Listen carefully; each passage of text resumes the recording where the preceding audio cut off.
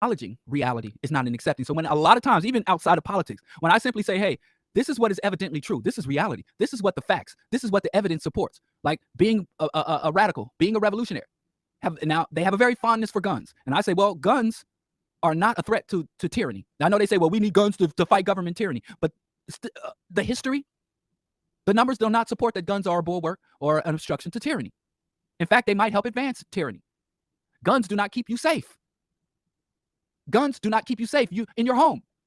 When you look at people who have guns and people who don't have guns, there is no statistical difference between the rate of safety and reduction in harm. And I'm like, this is just, oh, you're against guns. You want to take people's guns. I'm just like, listen, I'm a radical.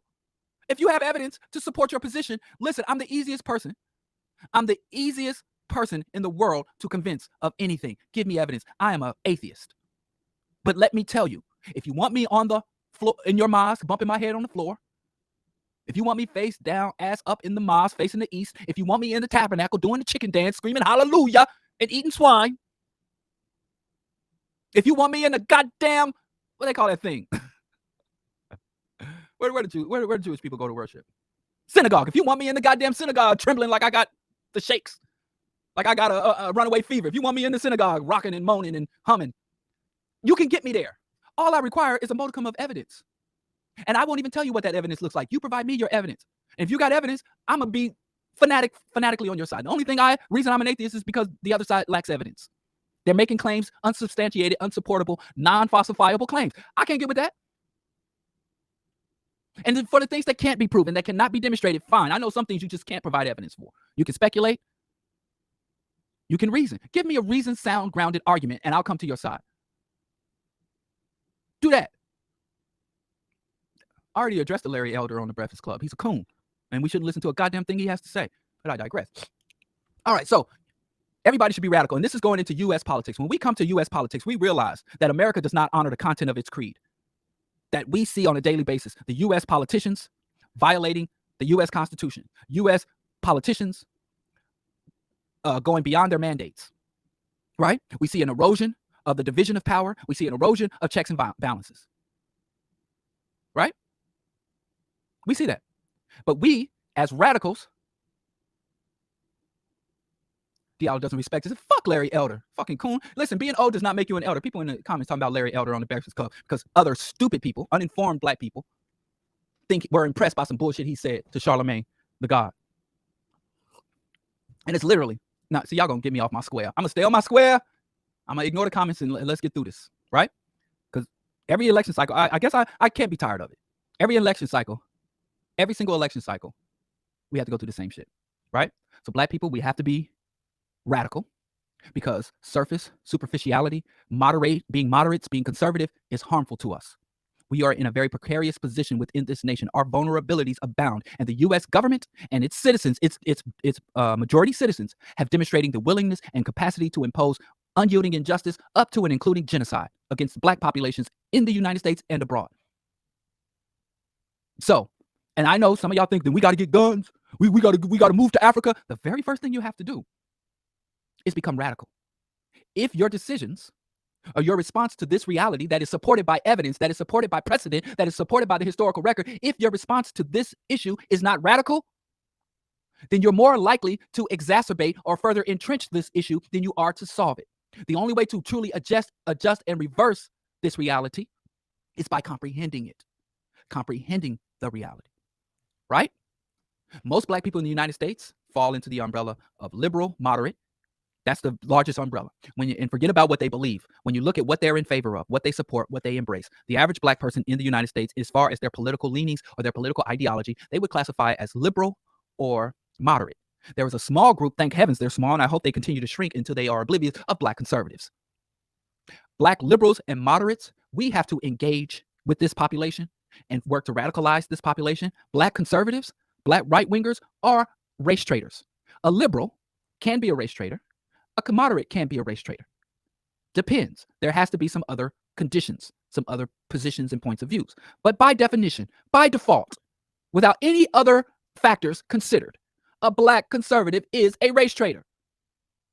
Now, we went over what a conservative is, what a liberal is, what a revolutionary is. We've discussed that on previous shows. If we need to revisit it, we will. But I'm going to assume that's what it is. Black people, we are subjects.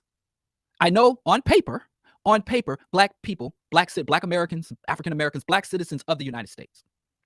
On paper, on the surface, superficially, we are citizens of the U.S. Larry Elder is a race traitor. He's a black conservative. Right? So, on the surface, we are citizens. But if we look at beyond the surface and look to the core and look at black people's relationship and interactions with the U.S. political system, legislative, judicial, policing, military, implementation of public policies, priorities of the state.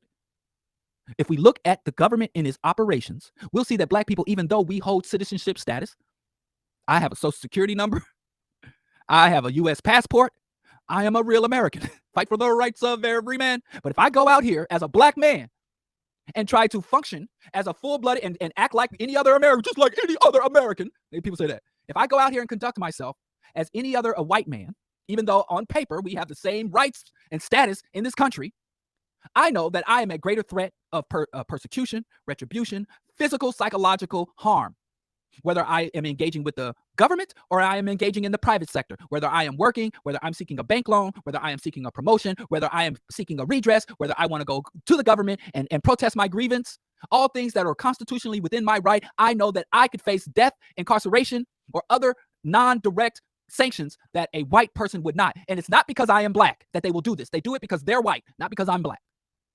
So as a radical, I have to say, well, wow, black people, even though we live in this system, we have all the credentials afforded to us by this system, we are supposed to have all the access and opportunity. We are not citizens of the U.S. government. We are more akin to subjects of the U.S. empire. We are subjects of the U.S. empire in function. We are not citizens. We are more akin and have more related to the Vietnamese, the Palestinians, the Congolese, the Haitians, Panamanians, people who are objected to U.S. foreign policy. If you look at our homicide rates, our chronic disease and death rates, our incarceration rates, the violence we're subjected to, the quality of the infrastructure and violence black people live in a third world status, from malnutrition to lack of access to education and healthcare, infant mortality, maternal mortality. The reality is black people live more like subjects in the United States. They live more like subjects of the U.S. empire than we do citizens of the United States. Which logic and reason and radicalism will say, listen, when I am engaging the U.S. government, even though I hold citizenship, I should look at it from the point of view of anybody else around the world that is standing in opposition to this imperialist, capitalist, racist, white hegemonic system. Yes, internal colony. We are an internal colony. That is radical. That is a radical analysis. It's not saying be violent. It's not saying strip all your clothes off and run butt naked down the street. It is not crazy. It is not irrational. It is simply drawing a sound, reasoned conclusion based on the evidence available to you. I am a radical. I reached this conclusion, and that's how I proceed. Does that mean I shouldn't vote? I ain't gonna vote. No, that's unreasonable. That's unreasonable. You should not say, I am subject to this governing system, and as a subject, someone who is underneath and impacted by the system, I'm going to relinquish any attempt to influence or impact the system. That's an irrational conclusion. So when black people look at the political system, first of all, we have to look at politics. What is politics? But sometimes we ask too much of politics. We act like the government is God. We really expect shit from the government that the government, again, let's go off of what Martin Luther King said, the content of the creed. What the fuck does the government do? You'll notice a lot of people say, well, I don't vote, forget the Democrats and Republicans, there ain't no difference. So you notice people that say those type of things never speak of policy. They never speak of specific policies that they favor or specific policies that they are against.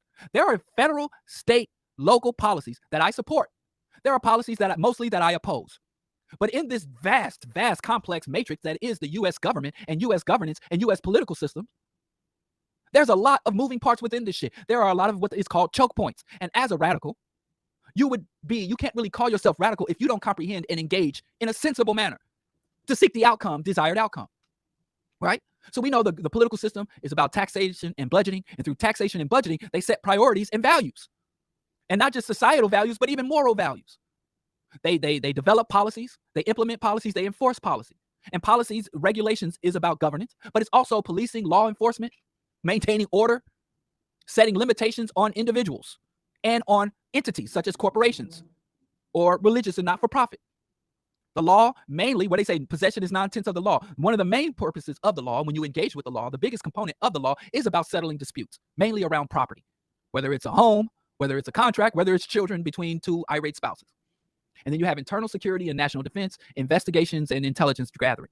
The scope of the government, believe it or not, is relatively limited in this as the government is designed in the creed. Now, we go beyond the creed from a radical perspective. We know this isn't, but you got to understand what they claim. How you know what people are doing wrong if you don't understand what's right? How are you really going to understand how the government is fucking up if you don't even know what the government's supposed to, how a functional government is supposed to work?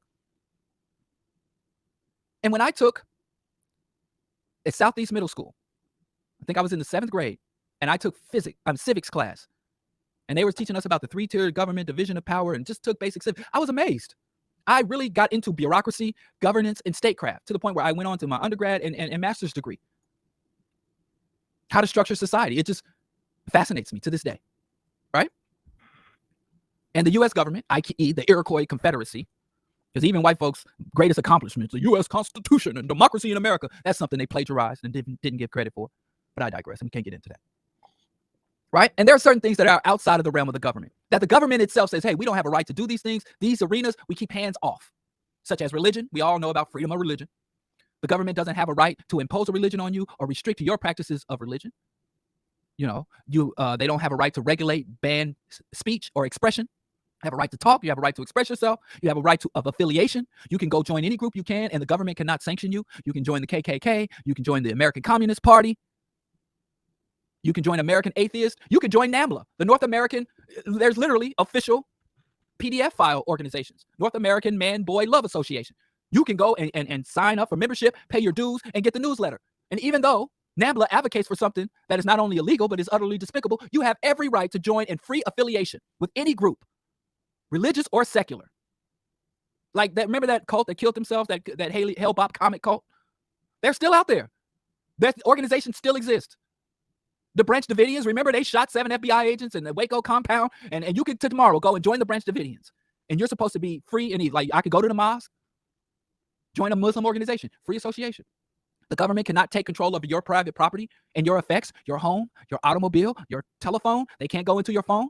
So to be secure in your property and private effects, government has extreme. Now, again, we're going off of paper. Don't sit there, Diallo believe America's perfect. Man, I hate that. But listen, I can't try to anticipate reactionaries. I'm just going to get through this. Time is goddamn time. Shit. Anyway, within the government. Shit, I'm going to have to speed run this shit. So there's all I'm saying is the government is not all encompassing. In fact, certain people have very limited interaction with the government. And most people's direct government interaction is when they got to renew their driver's license and pay their taxes. But in the larger operations, the government carry on operations in the background, maintaining interstate highways and certain other contracts and things that it's kind of invisible. You know, if it's not somebody on the news telling you about the government, whether you look at the liberal corporate media or you watch the right-wing conservative media, and that's where they're telling you about all the horrendous things of the government, but you go out the door, your front door, more of us have more day-to-day interaction with private multinational corporations through our jobs, how we buy, sell products and things of that nature. Most of us consume, feed ourselves, house ourselves, clothe ourselves. It's more, we have more interaction with the private economy than we do with public services by and large. But that is different for some people. Government contractors, when I grew up, my grandmother raised us, we were on welfare, we were on Section 8, food stamps, Medicaid. So we had government agents in or out of our house. The government, the housing complex we lived in was a HUD property. So some people interact with the government and having to go down. You think being poor is a lot of work. You think poor people just sitting on the couch. Only people that say poor people sit around doing nothing all day is somebody who's never been poor. Poor people put in a lot more work. I promise you. The average multi-millionaire CEO does more sitting and staring than the average poor grandmother raising 3 grandchildren. My grandmother grind herself to the bone, but I digress. So just understand, a lot of times we confuse what is the role of the government, what government authority does the government have legally? When does the government cross that threshold? What are the roles? What can we depend on or gain from the government? What do we owe the government in the social contract? What are we obligated to do for and within the government as good citizens? Right? And another thing we have a mistake about, especially these people who say they don't vote, it's really absurd because 9 times out of 10, if you do vote, you'll recognize that on a ballot, generally, politicians voting for a Democrat or Republican or any other politicians is generally about 1/3 of the ballot. A lot of times you're voting on policies and other initiatives within your local community. It's pretty much the predominant content of any ballot. And a lot of things is yay or nay, thumbs up, thumbs down. And you vote for judges as well. You vote for judges and prosecutors, and depending on how your local electoral system is set up. On ballots, you vote for constitutional amendments, state statutes, referendums, vetoes, declarations, public policies, repeals. It goes on and on. But people tend to think, number one, you only vote every 4 years for a president of a Democrat or Republican. And the majority of shit on your ballot is not Democratic or Republican. It's literally just the operations of your local infrastructure. So it is irresponsible as an adult who is a subject of the U.S. empire to distance. You can't escape politics. People say, I'm not into politics. Politics is in you. When I say politics is in you, I'm saying literally, depending on tomorrow, they could lift there right now is a ban on leaded gasoline, and there's a ban on certain CFCs and other aerosols. There was, up until the Trump administration, a ban on volatile VOCs and mercuries, and a moratorium and restrictions put on mercury and other pollutants, and they lifted that ban. So depending on what legislation, what policies, what administration is in office in your town, would determine what gets into your bloodstream, what gets into your food. And I know people love to say government doesn't work, but that's only government works when you don't recognize, people don't see the work of the government. More likely than not, that's government working. We only tend to see the government when it fucks up, when a bridge collapses.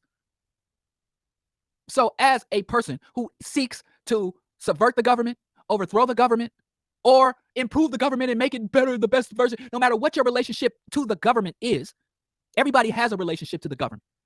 You have to direct your actions and then reach out and organize and reach out to your larger community to engage this monstrous entity in a rational and radical way to achieve certain objectives and to prevent other or derail or slow down other agendas. And I'm going to pick this up later. I think I'll come back Wednesday to finish up off this topic. I want to talk about the RNC platform and the DNC platform and exactly what Black people should do. What should be our attitudes, our point of views, and what is a Black political agenda? And I'm going to give a Black political priorities and agendas, because this is just, I think that we leave a lot of shit on the table. There's a lot of things we can gain within this system, a lot of opportunities and advantages we can create for ourselves as a people that we fail to do. And there's a lot of things we are fighting for and striving for that are an absolute waste of our time and energy in a political context. So we expend a lot of energy for minimum gain. And then a lot of things we could do relatively easily and prevent and stop a lot of harms being done, not just to us, but to our brothers and sisters in Haiti and Africa. This is a smash mouth system. This system does not simply work for the citizens. It does not work for the good of man. This system works for who's ever organized well enough, who's ever has the level of comprehension and organization to make the system work. So there are things, as we work against the system, as we work to escape the system, as we work to overthrow the system, there are certain things we can also do to navigate the system, to make sure when we do come out on the other side, that there's a planet worthy of us. But there's shit we have to do today to guarantee and secure tomorrow. Anyway, Diallo Show, Q4 Radio. Like, share, subscribe, support. Shout out to my contributors.